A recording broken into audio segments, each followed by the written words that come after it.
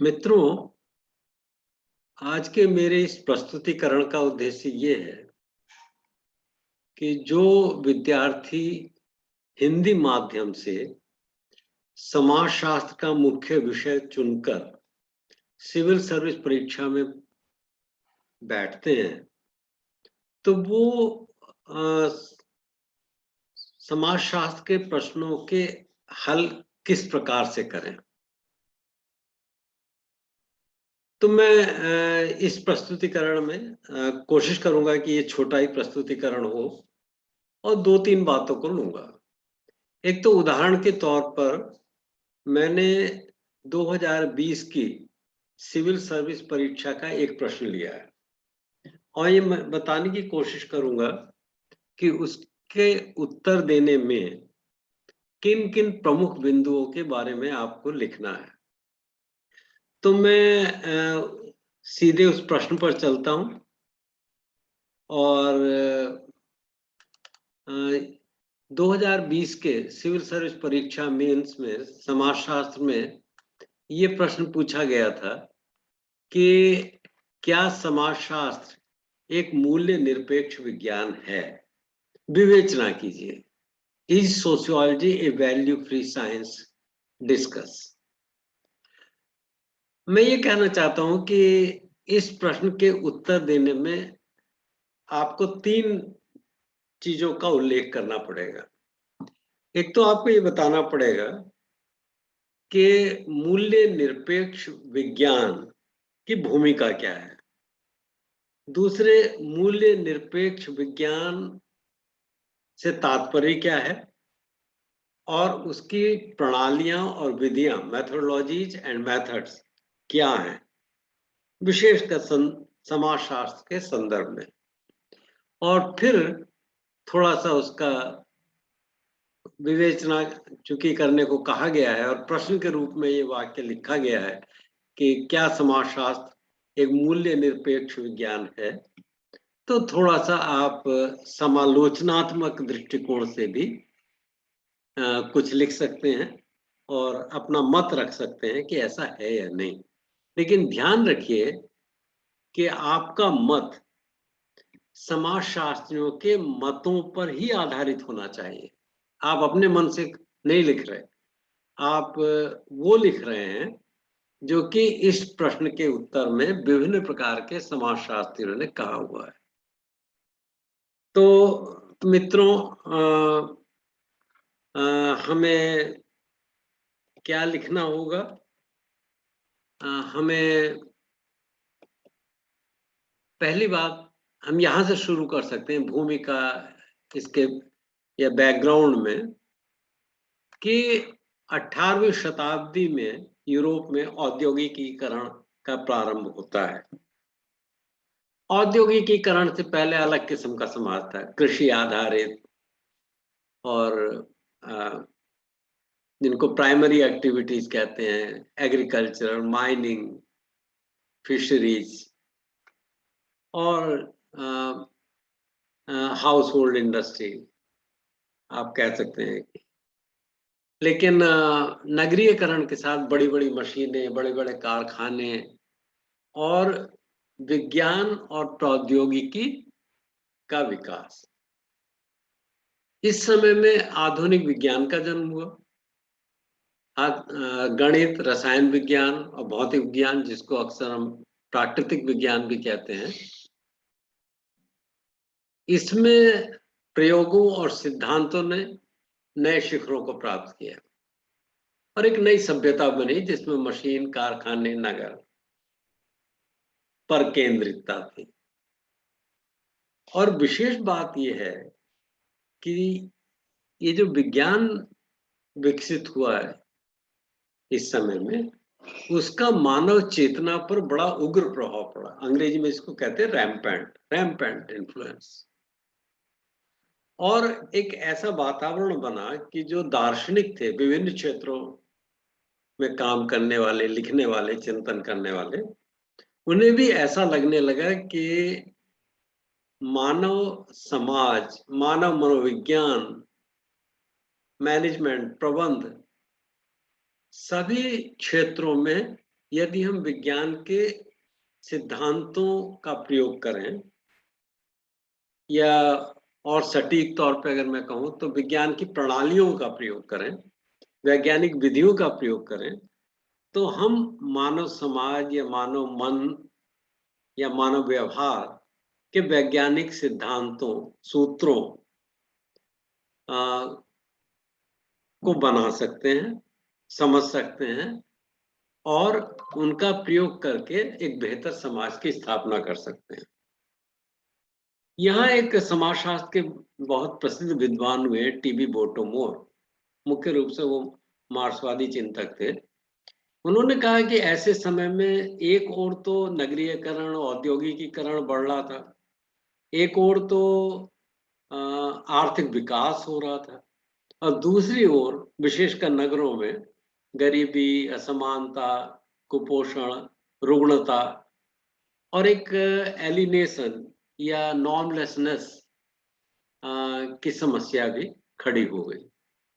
तो कुछ लोग ऐसे सामने आए कि उन्होंने कहा कि अगर हम इन समस्याओं के सर्वेक्षण करें और वैज्ञानिक प्रणाली प्रयोग करते हुए उनको समझने की, उनके कारणों को समझने की कोशिश करें, तो हम अवश्य उन सिद्धांतों तक पहुंच सकते हैं जिनको व्यवहार में लाने पर इन समस्याओं से छुटकारा पाया जा सकता है।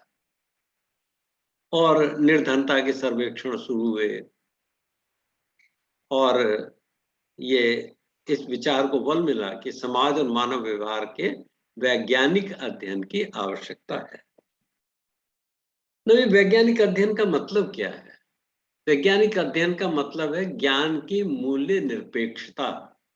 देखिए, कोई फिजिसिस्ट चाहे अमेरिका में काम कर रहा हो, चाहे वो हिंदुस्तान में काम कर रहा हो, चाहे वो स्त्री हो या पुरुष हो, किसी भी वर्ग का हो, किसी भी धर्म को मानने वाला हो, वो यदि एक ही प्रकार की समस्याओं के साथ जूझ रहा है और एक ही प्रकार के प्रयोग, वैज्ञानिक साधनों को, वो प्रयोगशाला में वैज्ञानिक साधनों, वैज्ञानिक उपकरणों का प्रयोग करते हुए एक ही तरह की समस्याओं पे काम कर रहा है, तो उसके जो परिणाम होंगे वो भी एक जैसे होंगे।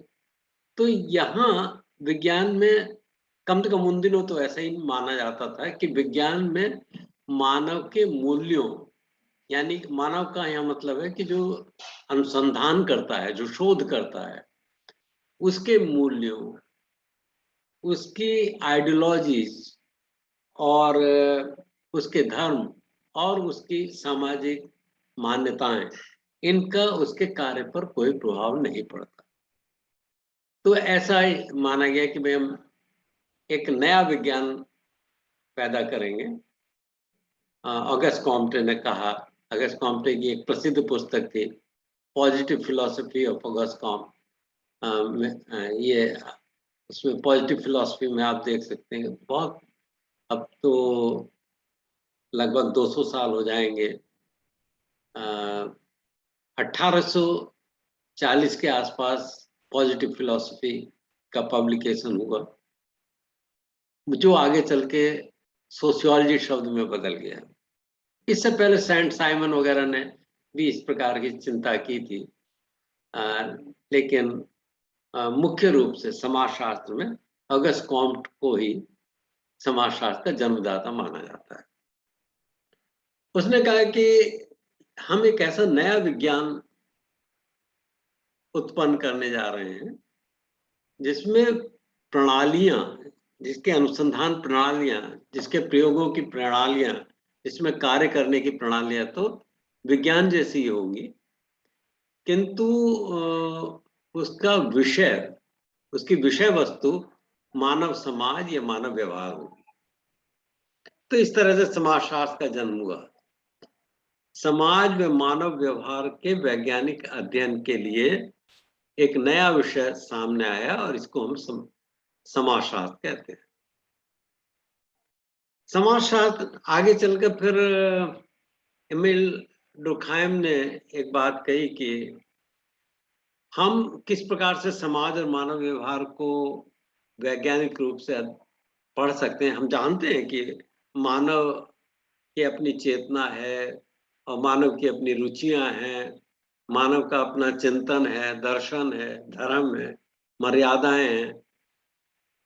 लेकिन समाजशास्त्र में हम उन चीजों की स्टडी करेंगे, उन चीजों का अध्ययन करेंगे जो मनुष्य के व्यवहार, उसकी फीलिंग्स, एक्टिंग, बिलीविंग, उसके विश्वास, उसकी अनुभूतियां और उसके कार्यों के प्रतिमान के बारे में, रेगुलरिटीज, नियमितताओं और उनके पारस्परिक संबंधों का अध्ययन।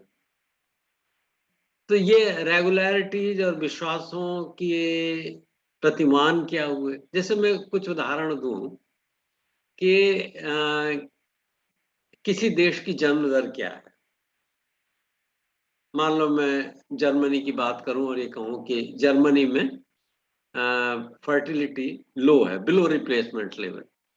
तो जहां तक व्यक्ति की बात है, तो व्यक्ति तो अलग अलग महिलाओं के अलग अलग बच्चे होंगे। अमेरिका में आज फर्टिलिटी 2 के आसपास है, लेकिन इसका मतलब ये नहीं कि सभी के 2 बच्चे होते हैं। किसी के, कोई तो विवाह ही नहीं करता, किसी के विवाह करते हैं लेकिन बच्चे नहीं होते या वो करना नहीं चाहते, और किसी के 7-8 बच्चे भी होते हैं। लेकिन हम जो ये man to man, women to women जो ये वेरिएशंस हैं, इनके बारे में ना देख के अगर एक ओवरऑल वहाँ की जो नियमितताएं हैं, जो एक पैटर्न है, जो एक प्रतिमान है व्यवहार का, उसके बारे में बात करें तो हम निश्चित रूप से वैज्ञानिक प्रणालियों का प्रयोग करके बातें कर सकते हैं। हम ये कह सकते हैं कि जर्मनी एक बिलो रिप्लेसमेंट, जहाँ की प्रजनन दर इतनी कम हो गई है कि अगली पीढ़ी में जनसंख्या को बनाए रखना मुश्किल है, असंभव है। जनसंख्या गिरती रहेगी, अगली अगली पीढ़ी में जनसंख्या गिरती रहेगी। अमेरिका में लगभग ठीक है, और बहुत सारे अफ्रीकन देश अभी भी ऐसे हैं जहाँ पे कि प्रजनन दर ज्यादा है, और वहां पे जनसंख्या बड़ी तेजी से बढ़ रही है और आगे भी बढ़ती रहेगी जब तक कि हम प्रजनन दर को रिप्लेसमेंट लेवल पर ना ले आए। तो ये हुए पैटर्न। क्राइम रेट का एक पैटर्न है। सुइसाइड रेट, ये इसका एक पैटर्न है। और धर्मांधता या धर्मनिरपेक्षता, उसका एक पैटर्न है। दंगों का एक पैटर्न है। जैसे हमारे देश में सांप्रदायिक दंगे होते हैं, तो उसका एक पैटर्न है, कहाँ होते हैं, कितना फ्रीक्वेंटली होते हैं। तो इन चीजों जो ये इनको फिर कहा गया है कि ये जैसे और थिंग्स की हम स्टडी करते हैं, जैसे हम केमिकल्स की स्टडी करते हैं, जैसे हम मट्टी, पानी, अग्नि की स्टडी करते हैं, मकान बनाते हैं, और चीज और थिंग्स हैं। हम लोहे की स्टडी करते हैं, हम चांदी सोने का काम करते हैं। उसी तरह से आप जो ये प्रतिमान या नियमितताएं हैं समाज की, उनका वैज्ञानिक अध्ययन कर सकते हैं। व्यक्ति के करने में दिक्कत आएगी, क्योंकि व्यक्ति का तो अपना एक सब्जेक्टिव फीलिंग, सब्जेक्टिव मीनिंग्स है एक्शन की, वो ठीक है, उसके अपने सोचने का ढंग है, सही और गलत की उसकी अपनी भावनाएं हैं। लेकिन जो बहुत सारे मानवों के व्यवहार के भीतर हमें एक प्रतिमान दिखाई देता है, उसको हम चीज समझ के, एक वस्तु समझ के उसका अध्ययन कर सकते हैं, और वो अध्ययन समाज शास्त्र कहलाएगा। तो और उस अध्ययन में क्या होगा कि एक वस्तु को दूसरी वस्तु के आधार पर व्याख्यायित करना। जैसे हम साइंस में सभी लोग जानते हैं कि पानी को हाइड्रोजन और ऑक्सीजन के रूप में उसको हम दिखा सकते हैं कि इतनी हाइड्रोजन, इतना ऑक्सीजन लेने से इतना पानी बनेगा। उसी तरह से हम प्रतिमानों की बात कर सकते हैं कि यदि देश में शिक्षा की स्थिति ये हो और प्रति व्यक्ति आय की स्थिति ये हो, तो जन्म दर ऊंची होगी या बीच की होगी या कम होगी। ये एक इस प्रकार का जो संबंध स्थापित करना है, वो समाजशास्त्र का विषय है। और समाजशास्त्र ने, जिसको फिर एमिल डुर्कहाइम ने और विकसित किया। उसकी एक मान्यता ये है कि, जबकि पहली मान्यता ये है कि मनुष्य से समाज बनता है, मैथोलॉजिकल इंडिविजुअलिज्म, मनुष्य से समाज बनता है। तो इन समाजशास्त्रियों ने कहा कि नहीं, समाज पहले है।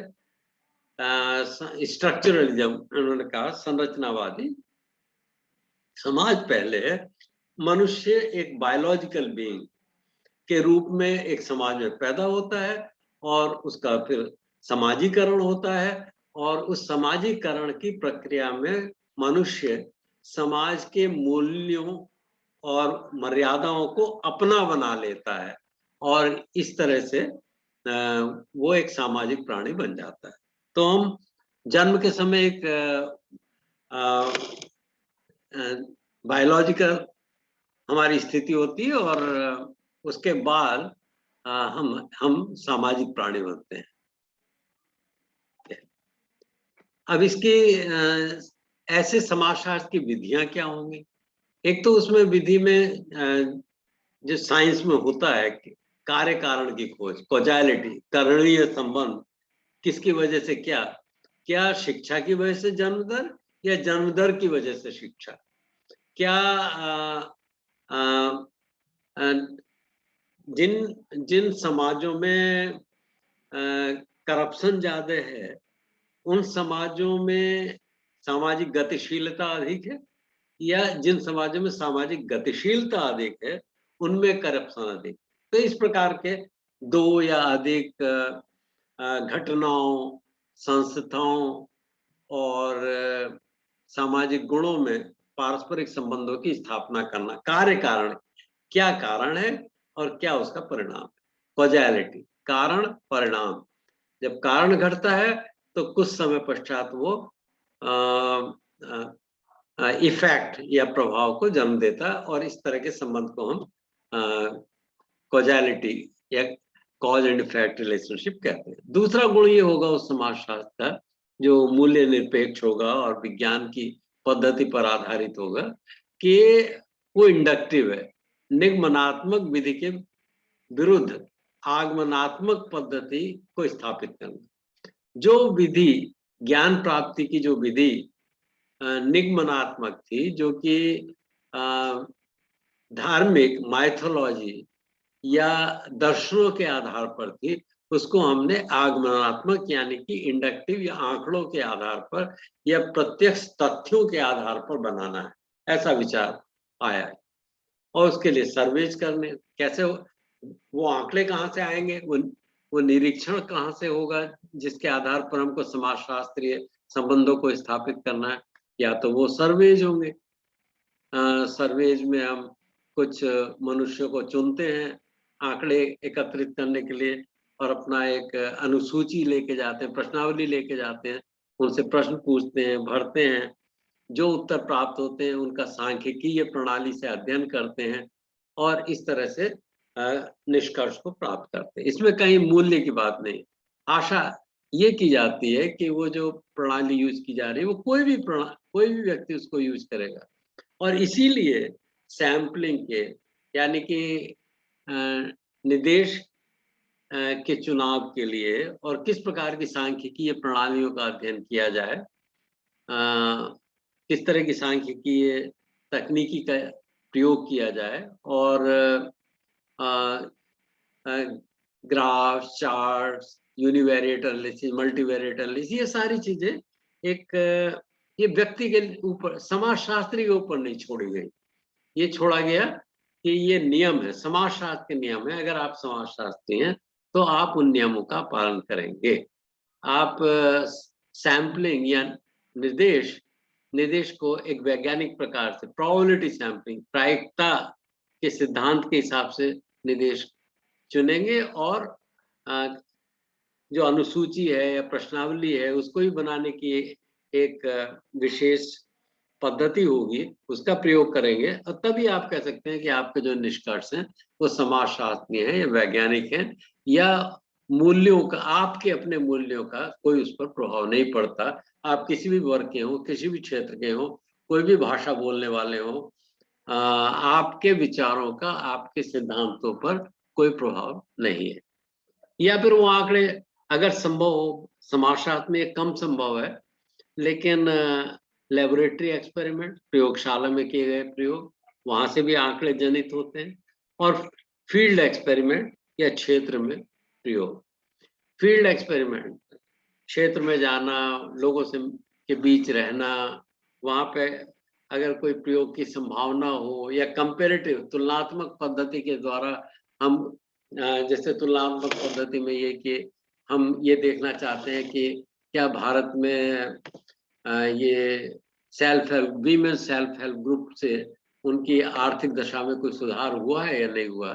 तो हम कम क्षेत्र में जाके एक ऐसा निदेश चुनेंगे जहाँ की महिलाएं सेल्फ हेल्प ग्रुप्स का हिस्सा हैं, और एक ऐसा निदेश जहाँ की वो हिस्सा नहीं है, और उनको उनके आंकड़ों की तुलना करके हम ये बता सकते हैं कि क्या वास्तव में सेल्फ हेल्प ग्रुप से कोई आर्थिक सुधार हुआ है, और उनकी आय में कितनी वृद्धि हुई है, और अन्य किस प्रकार के लाभ हुए हैं।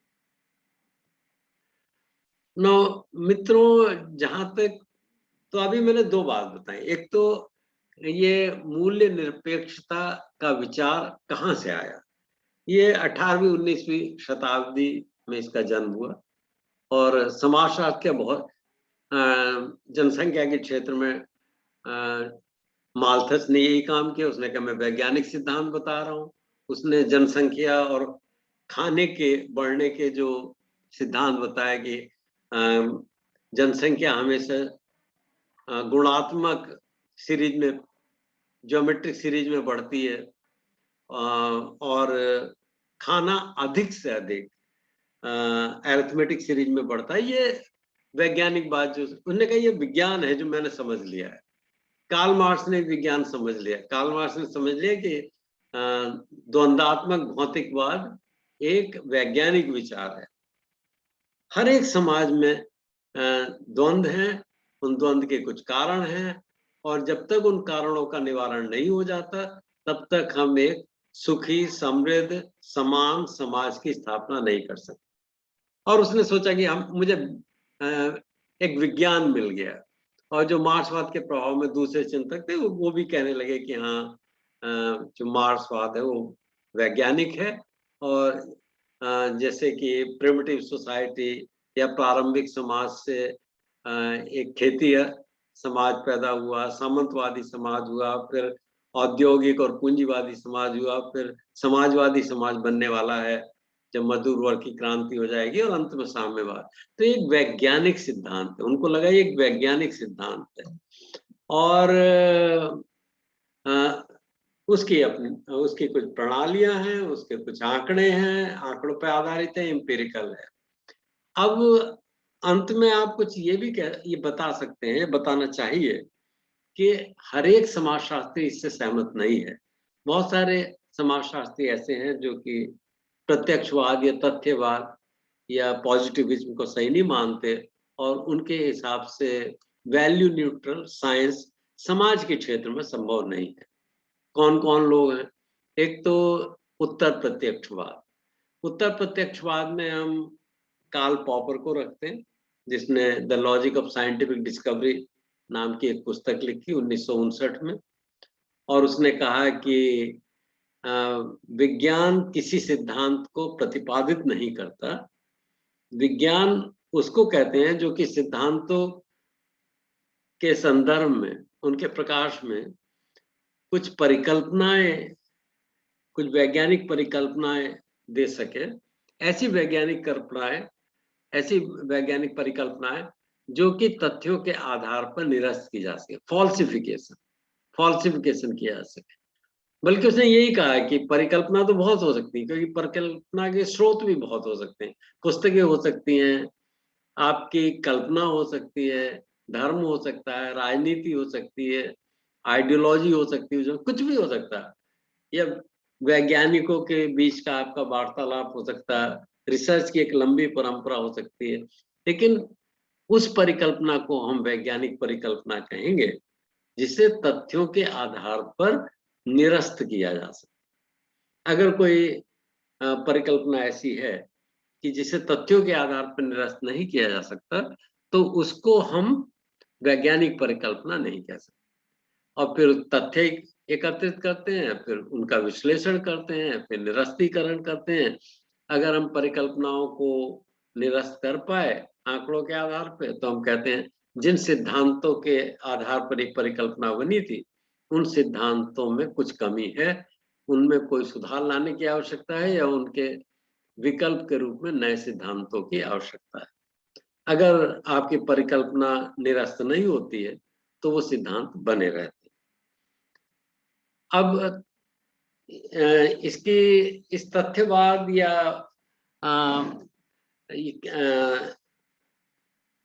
पोस्ट पॉजिटिविज्म, प्रत्यक्षवाद या तथ्यवाद या परातथ्यवाद की कुछ सीमाएं हैं, कुछ प्रतिक्रियाएं हैं। क्यों ऐसा लोग मानते हैं कि ये मूल्य निरपेक्ष विज्ञान समाजशास्त्र के क्षेत्र में संभव नहीं है? तो उनमें मैक्स वेबर आते हैं। मैक्स वेबर के अनुसार जैसे ही आप कोई सामाजिक समस्या के अध्ययन का प्रस्ताव रखते हैं, वहीं से आपके मूल्य शुरू हो जाते हैं। अगर आप एक समान समाज, आर्थिक रूप से समान समाज या आप बनाना चाहते हैं, या आप मनुष्य की आर्थिक परेशानियों से चिंतित हैं, अगर आपका ऐसे मूल्यों से संबंध है जिनके हिसाब से आर्थिक रूप से सभी समान हों, तो आपकी दृष्टि जो है वो आर्थिक विषयों पर पड़ेगी, आर्थिक असमानता पे पड़ेगी। अगर आप जैसा आज हमारे देश का वातावरण हो रहा है, अगर आप राजनीति के क्षेत्र में है, तो हो सकता है आप कुछ धर्म और राजनीति संबंधी विषयों का अध्ययन करना चाहें। अगर आप लॉ एनफोर्सिंग एजेंसीज, पुलिस या दूसरे ऐसे विभागों में हैं, तो हो सकता है आप अपराध की स्टडी करना चाहें, या बहुत सी समाजशास्त्री भी अपराध की स्टडी करना चाहें। तो ये मूल्य तो है ही, लेकिन फिर निर्भर करता है कि उन विषयों के अध्ययन करने के लिए हम क्या प्रणाली प्रयोग में लाते हैं। तो मूल्य तो अनअवॉइडेबल है, मूल्यों को हम पूरी तरह से खारिज नहीं कर सकते। फिर कुछ लोग हैं जो कि सोशियोलॉजी के ये जो सिद्धांत हैं कि सामाजिक संस्थाएं, सामाजिक मूल्य और सामाजिक वातावरण, ये मनुष्य का पूरी तरह से निर्माण करते हैं। कुछ लोग इसको भी क्वेश्चन करते हैं, इसके बारे में प्रश्न उठाते हैं, और वो कहते हैं कि नहीं, मनुष्य की अपनी एजेंसी है, अभिकर्तृत्व है, और मनुष्य तय करता है उसको क्या करना है, क्या नहीं करना, और मनुष्यों के कर्मों से ही समाज की संरचना होती है, उसका ढांचा तैयार होता है। और उनमें आप फिनोमिनोलॉजिस्ट हैं, सिंबॉलिक इंटरेक्शनिस्ट हैं, कंस्ट्रक्टिविस्ट हैं, इथनोमेथोलॉजिस्ट हैं, ऐसे बहुत सारे समाजशास्त्री, मनोवैज्ञानिक या समाज वैज्ञानिक हैं जिनको रख सकते हैं। ग्राउंडेड थ्योरी जो ग्लेसर और स्ट्रॉस ने प्रारंभ की, और उन्होंने एक बहुत ही बेसिक किताब लिखी, डिस्कवरी ऑफ ग्राउंडेड स्ट्रैटेजीज।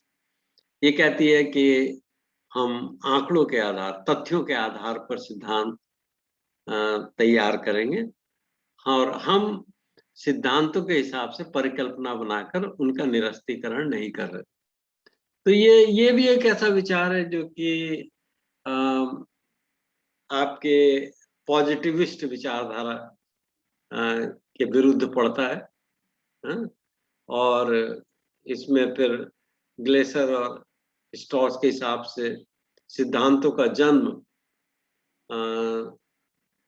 आप जब आंकड़ों के हिसाब से करते हैं, तो इसका मतलब रिसर्चर आंकड़ों से बात करता है। तो ये स्पष्ट है कि अलग अलग रिसर्चर्स जब अलग अलग किस्म के आंकड़ों से बात करते हैं, तो अलग अलग किस्म के सिद्धांत उत्पन्न होते हैं। और फिर हम ये नहीं कह सकते कि समाजशास्त्र एक मूल्य निरपेक्ष चीज है, क्योंकि रिसर्चर के अपने मूल्य हैं, रिसर्चर की अपनी बैकग्राउंड है, रिसर्चर का अपना चिंतन है, उसका रिव्यू ऑफ लिटरेचर है, वो सब उसके चिंतन को प्रभावित करते हैं। और ग्लेसर एंड स्ट्रॉस, फिर नैरेटिव्स की बात करते हैं, क्वालिटेटिव मेथड की बात करते हैं, और open coding, axial coding, selective coding, यानी कि लोग के सोचने के ढंग क्या है, उनको आप ओपन कोडिंग कह सकते हैं। और फिर वो सेकंड ऑर्डर, दूसरे स्तर के, या जो अधिक अमूर्त प्रत्यय, अधिक अमूर्त सिद्धांत, जिनके आधार पर आप जन धारणाओं को व्याख्यायित कर सकते हैं, उनका स्पष्टीकरण कर सकते हैं, वो एक्सियल कोडिंग, और फिर उनके नैरेटिव्स के आधार पर लाइन बाय लाइन रीडिंग के आधार पर आप सेलेक्टिव कोडिंग करते हैं, यानी कि सिद्धांत तैयार करते हैं। और कुछ लोग आजकल ट्रायंगुलेशन ऑफ मेथड, त्रिकोणीयकरण, मतलब क्वांटिटेटिव या पॉजिटिविस्टिक मेथड्स और क्वालिटेटिव या फिनोमेनोलॉजिकल मेथड्स, उनको दोनों को एक साथ इस्तेमाल करने की भी बात करते हैं कि अगर दोनों प्रकार की प्रणालियों से हमें एक समान सिद्धांत प्राप्त होते हैं तो ये और अच्छा है, और इस अपने सिद्धांतों में हमारा विश्वास बढ़ता है। नहीं तो फिर कोई नए प्रश्न, अगर असहमति हो क्वांटिटेटिव और क्वालिटेटिव में, तो फिर नए किस्म के प्रश्न पैदा करने में ये त्रिकोणीयकरण लाभकारी हो सकता है। और उत्तर आधुनिकीकरण या उत्तर आधुनिकतावाद, इसकी तो मान्यता ये है कि कोई सार्वभौमिक मूल्य निरपेक्ष सिद्धांत संभव ही नहीं है, क्योंकि ये तो आज हम जिस स्थिति में है पोस्ट मॉडर्न, उसमें तो विज्ञान में भी अब इस बात पे प्रश्न उठाए जा रहे हैं कि क्या हमेशा रहने वाले और हर काल देश समाज में लागू, या हमेशा हमेशा और हर एक स्थान पर लागू होने वाले एक सिद्धांत, सार्वभौमिक सिद्धांत हम प्राप्त कर सकते हैं? नहीं। लोग तो अब जैसे आपके क्वांटम फिजिक्स ने तो ग्रेविटेशन के प्रिंसिपल्स को ही क्वेश्चन कर दिया, और आने वाले टाइम बहुत सारे लोग आइंस्टीन के प्रिंसिपल रिलेटिविटी को भी क्वेश्चन करने में लगे हुए हैं। तो ये उत्तर आधुनिकता में फिर हम ये मानते हैं कि मूल्य निरपेक्ष सामाजिक विज्ञान संभव नहीं है। तो फिर क्या करें, समाजशास्त्री क्या करें? अगर मूल्य निरपेक्ष सामाजिक सिद्धांत, वैज्ञानिक सिद्धांत, सार्वभौमिक सिद्धांत या इसेंशियल आवश्यक सिद्धांत संभव ही नहीं है, तो मनुष्य क्या करे? फिर मनुष्य ये करे कि उसको अपने मूल्य तय करके उन मूल्यों के हिसाब से उसको फिर अध्ययन करना होगा। मान लो मैं एक समान समाज बनाना चाहता हूँ, तो स्वाभाविक है कि मैं गरीबी का अध्ययन करूंगा। मैं एक समान समाज, मैं एक लैंगिक रूप से समान समाज बनाना चाहता हूँ, तो मैं महिलाओं की दशा का अध्ययन करूंगा। और अगर मैं धार्मिक एकता चाहता हूँ समाज में, तो उन कारणों का अध्ययन करूंगा जिनके कारण धार्मिक वैमनस्य या सांप्रदायिक वैमनस्य या सांप्रदायिक संघर्ष पैदा होते हैं। और यहाँ पर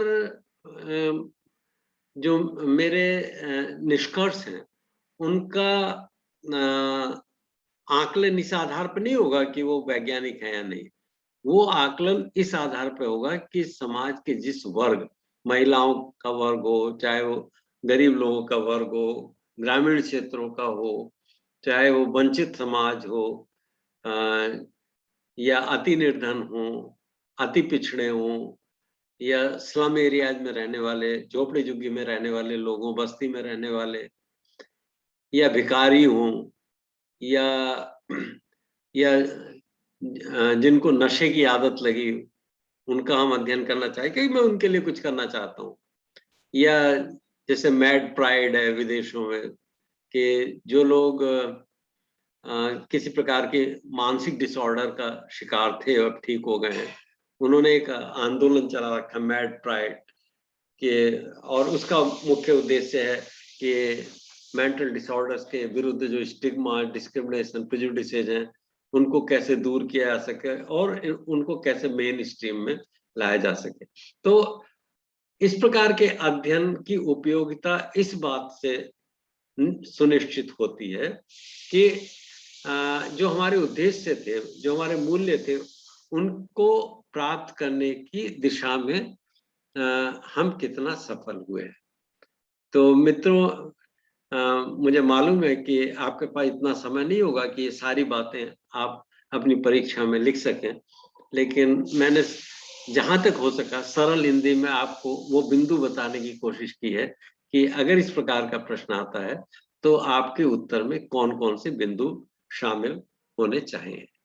मैं कोशिश करूंगा कि दूसरे प्रश्न उठा के भविष्य में आपसे फिर इस बारे में बात करता हूँ। शुभेच्छा।